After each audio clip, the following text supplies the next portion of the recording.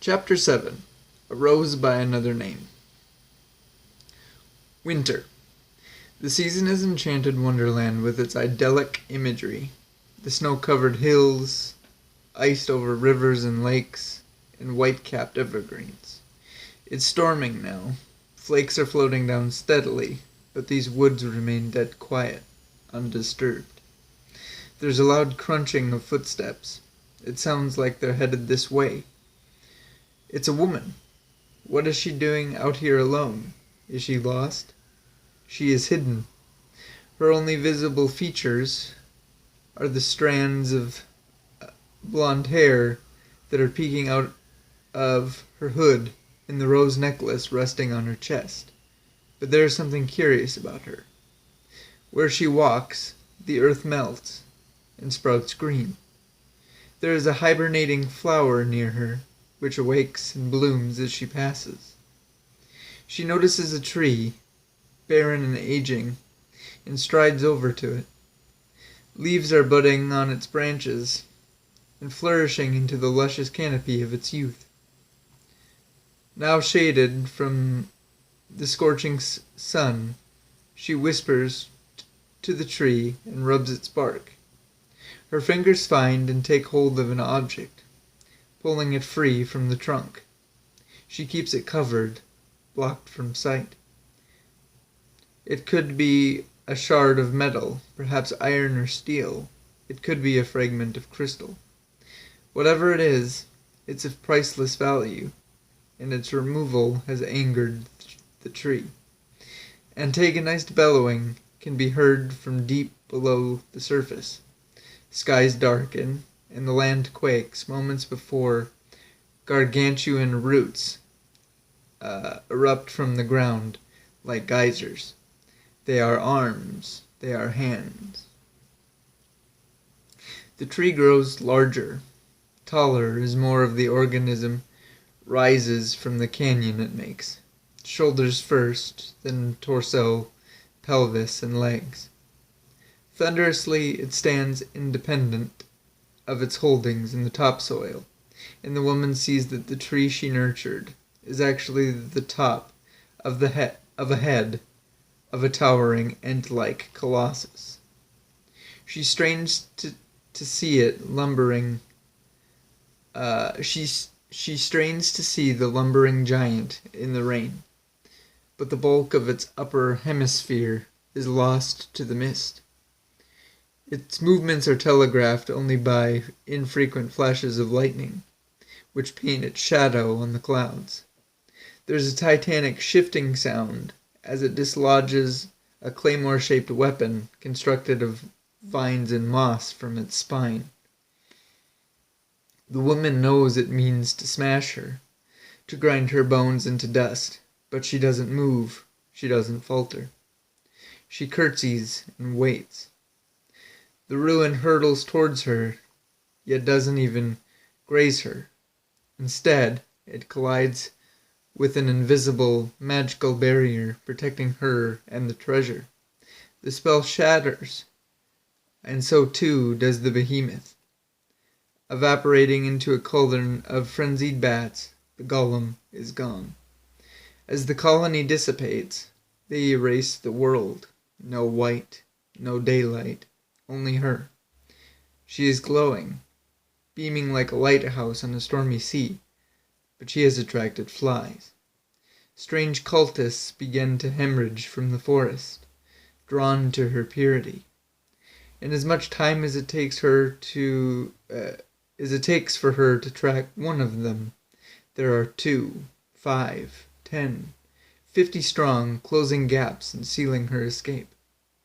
The woman becomes nervous and wears herself thin, trying to keep all of them in front of her as a preliminary to an ambush. Her twirling choreography dimly debuted the masked acolytes. Men and women donning half-skulls, Jabberwocky skulls. They would have to be from weeks-old hatchlings, juveniles at the oldest. Were they hunted or sacrificed? These people are chanting. It's a foreign language, ancient and possibly extinct. Is it a curse? Who or what do they worship? Suddenly the chanting stops, and one of the followers is knocked to their stomach and dragged away screaming. A second meets a similar fate, levitating before they vanish. Others down the line were trampled, their necks crushed by claws. But something seemed odd about them. There was no flesh or blood where they lay. It's like them standing there is a mirage. They're not living people. They're not real. The woman recognizes what's taking into the fray. The crystal shard she holds to her side morphs into the vorpal blade, and the beast stomps closer. One step, its head is revealed, front and center. Another step, a right head shows. One more step brings a head to the left. This is her true adversary, the cult's fire-breathing god. This is a Hydrowalkie. King Diamond returned to his body, gasping into the black. His lungs constricted and cramped, as though he'd been drowning all night. For a life preserver, he reached over to his wife's side of the bed, but only groped air. Her indentation in the mattress was losing heat. She'd been gone a while. Sitting on the edge of the bed, his clammy feet stuck to the cold floor. But it was just the pinch he needed to prove that he was back in the tangible universe. He tied his robes and slipped out of his chambers, but didn't make it 2 steps away from the door before a sweet, some might call it medicinal, aroma wafted over his shoulder and smacked him in the nostrils.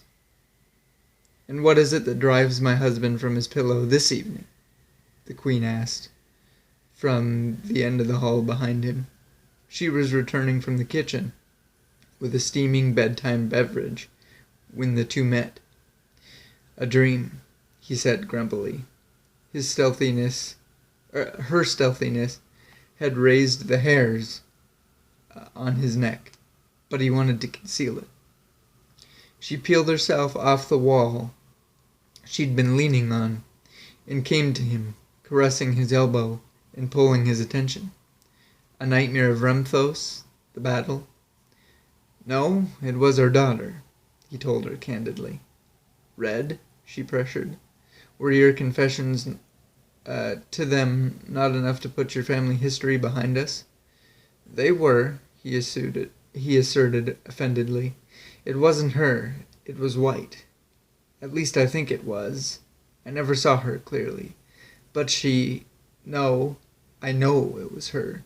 It had to be. She reminded me so much of her, so much of you." The Queen could see how the experience affected the king. It felt real to him. It was so real that even the search through his memory necessary to explain to her what he saw left him shaken. "Excuse me. Here, take a few swallows of this," she interjected. "Fraptious tea. It'll help ease your mind. Tell me more. What happened in this dream?" "Not much of that was clear either," he replied into the cup, taking a tremoring gulp. "Everything played out so fast and cryptically. She wore your necklace and wielded the vorpal blade. But the mastery of her magic is what hit me the hardest. I didn't even have to touch her to feel it." A pair of young servants crossed the intersection of their hallway, and the Queen paused. She exchanged bashful smiles with the girl. Then she encouraged the king to move. She insisted they meander, feeling that their conversation was taking a turn toward the sensitive. "Was Red present anywhere in this dream? Was there any sign of her whatsoever?" she inquired in a low tone. "No, none that I could distinguish." he responded, matching her volume as the couple walked. And what do you think her absence implies? She examined further in depth. You'll say to the contrary, but I know it's aroused a perturbation in you. That Red can't be queen, he disclosed bluntly in a sigh. But of course she can, the queen scoffed. She is your eldest child and natural heir. I'm not speaking of her abilities nor the hierarchy of our royalty. I mean can't, as in she shouldn't, he enunciated with displeasure. You're overreacting now, the queen ridiculed. A brazen attitude for you to have when it was you yourself who vouched for her in front of the council. I gave my word that I would test her readiness, the king upheld resentfully. With what? The thief from this morning? She instigated. I would hardly consider that a fair judgment. Fair? You want to lecture me on fairness? She nearly killed that thief from this morning. Did you know that? He argued. I gave her that assignment because she knows the laws. It was supposed to be a simple procedure, placing him in the dungeon for a few days with no further harm, no foul. But then she adduced some rubbish she learned from one of the bishop's books and twisted it into a bizarre justification for having him beheaded. Look, I'm not saying she was in the right or such extremes are excusable, the queen gainsaid. What I am saying is that it was her first crack at it, and she knew there wouldn't be another. She could have easily been nervous and panicked. She could have also been using the opportunity to see how far she could push your boundaries, the ones that will be hers to set soon enough.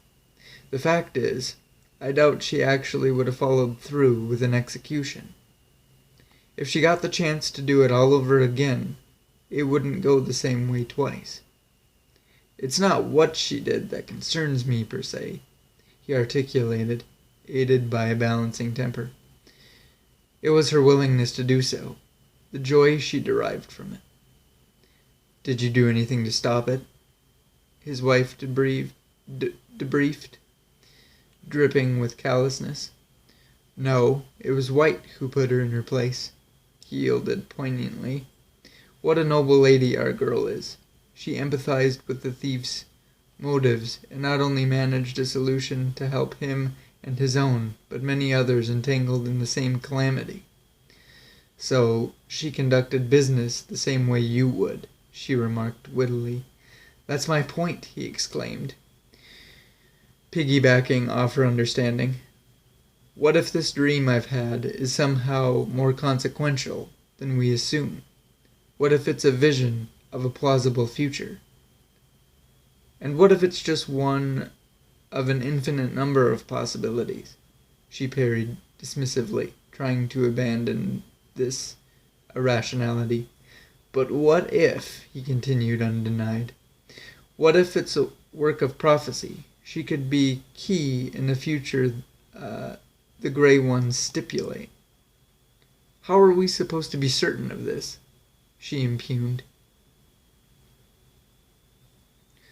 All you're doing now is speaking on behalf of the gods instinctively. There's a reason this didn't come from the future bringer or appear in the bishop's translations, he alluded, because it goes beyond delivering our fates through words on paper and expecting us to follow. They wanted me there firsthand. They wanted me to interpret their wishes. Now I've awoken to find that they've stranded me at a crossroads with a choice. Reclaiming her empty cup from his hands, the queen saw the object as a means to exit the confrontation. We should get you tucked into bed before the tea kicks in and leaves you a scarecrow in the hall. Her nervous tittering became whimpers when the king squeezed her arm. Wanting to avoid bruising, or other unsightly marks, she made sure not to struggle, but it was apparent that she wouldn't be walking away from him. "You do believe me, don't you?" he asked in a spacey, monotone voice.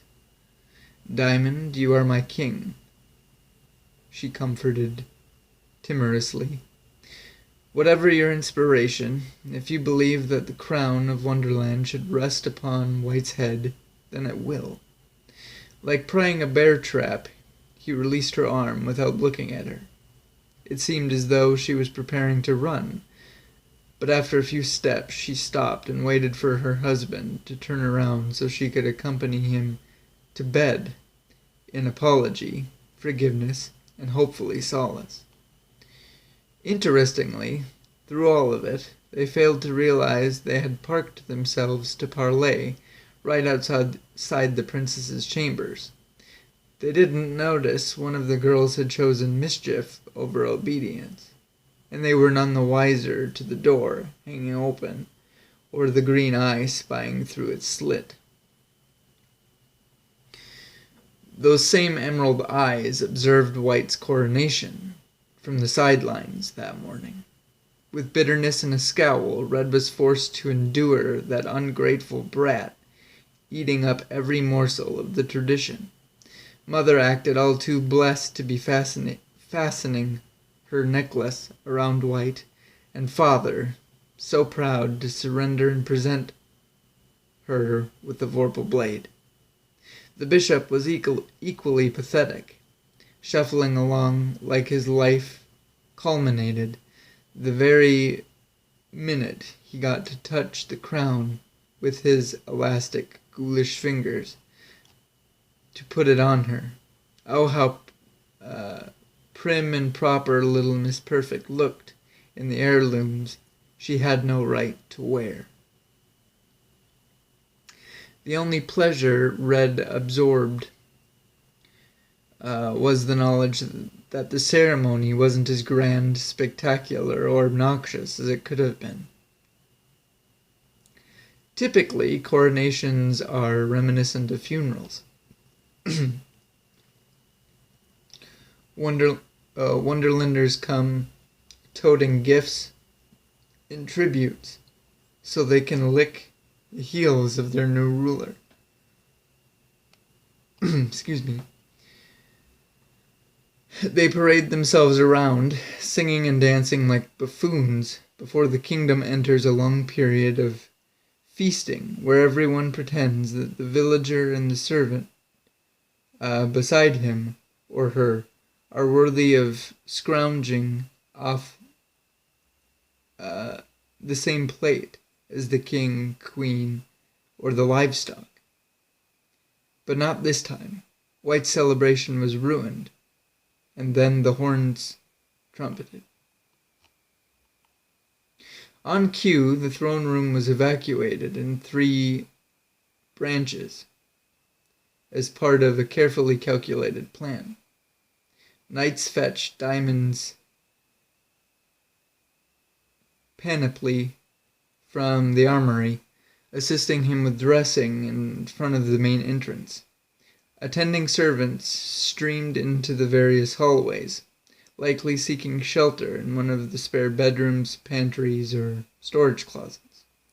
But the crowd's most important function was providing Hart with the essential cover to jump into action and whisk her daughters away to safety. "Thank goodness we've made it all right, ladies," she sighed, busting into the bishop's study. "Gentlemen, get the door closed, please. It'll be brief, but I'd prefer that this step remain private as usual."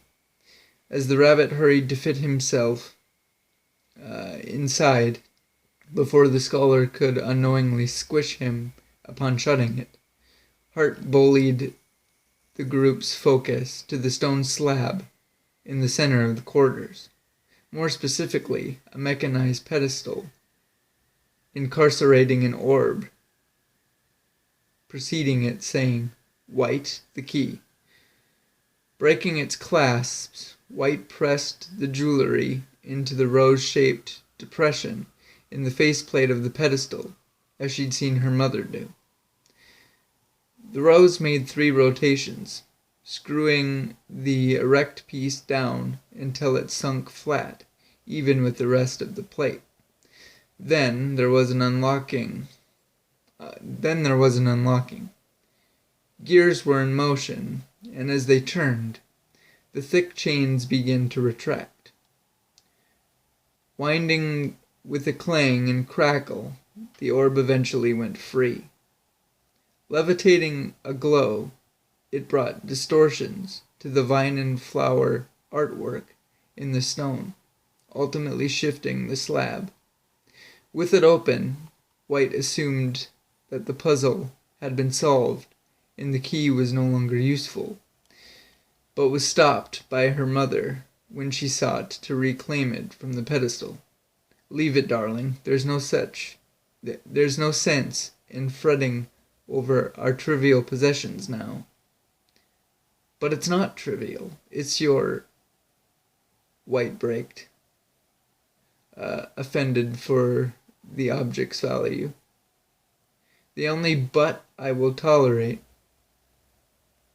is yours, in there, with your sister and your advisors," Hart admonished, mistaking the sentimental appraisal for sass. "Go on in, all together now, and watch your step." The void of light they traversed was the gateway to a secret place, a special place. Some years prior, when the princesses were just beginning their tutelage to gain control of their magical abilities, their parents decided that the most honest and crucial lesson they could learn is what the light could accomplish, what it could create if used righteously, away from the tribulation of the world. So the queen took her daughters aside, and the 3 built this living, coexistent space. The girls were too young to see the intention for the area was to serve as a haven, a sanctum for them should an invasion or any other from the multitude of dangers befall the kingdom. What they did know was that love and bonding had given them a place all their own. Aspects of their vastly different personalities and tastes were unified and present, pink everywhere they'd look. This place, their place, was a secret kept between them and shared with their parents. Such exclusivity would only increase the feelings of importance in girls of those ages. But their harmless fun also doubled as practice in the affairs of the royal family. "So this is it, huh? This is how you're leaving us," Red criticized, angstily, unaffected by the euphoric fragrance of the cherry blossoms lining the perimeter.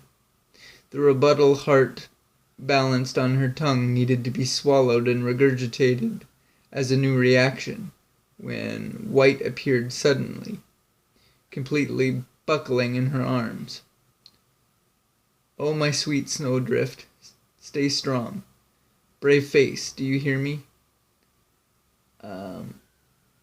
Rocking with her baby cuddled to her breast, she drifted off into sing-song. All in the golden afternoon, full leisurely we glide, for both our oars, with little skill, by little arms, are plied, while little hands make vain pretense our wanderings to guide. "Will you sing your part to me?" she asked upon finishing her stanza. "Promise you'll stay with us," White muttered into the cloth of her mother's dress. "Darling, you know I can't. But you know how happy your reciting makes me," she replied, motioning for Red to come closer to their huddle. "Let me hear it one last time, eh?" Anon to sudden silence one. Anon to sudden silence one. In fancy they pursue the dream child moving through a land of wonders wild and new, in friendly chat with bird or beast, and half believe it true, White moped, picking up where her mother started her off. And ever as the story drained, the wells of fancy dry, and faintly strove that weary one to put the subject by. The rest next time. It is next time. The happy voices cry. Red sang softly, adding a stanza as she approached. Thus grew the tale of Wonderland. Thus slowly, one by one, its quaint events were hammered out. And now the tale is done. And home we steer, a merry crew, beneath the setting sun. The rabbit joined, finishing the poem in the hopes the chipperness in his inflections would be contagious. The only one who it had a vague effect on was Hart, who snorted through a smirk. Embarrassed to learn, she taught the words to more students than she bargained for. She unlatched from White, passing her to her sister by bringing their hands together. Kissing them concomitantly, she addressed Red obliquely, as her message was meant for both. Look after one another. Close your eyes, and no matter what happens, no matter what you hear, don't open them. Remember that as long as you're here, you are safe, a world away, and it will never find you. It'll feel very much like a dream, but when you awaken, and the stone is rolled away, Wonderland will be baptized anew. This world will be yours. Her next farewell was delivered to the bishop, who, unlike the rabbit, respectfully remained seen, but not heard, since crossing the plain. His calloused hands taken sweetly in hers, he seemed able to convey that in which she internally struggled to. It's been an honor, Your Majesty.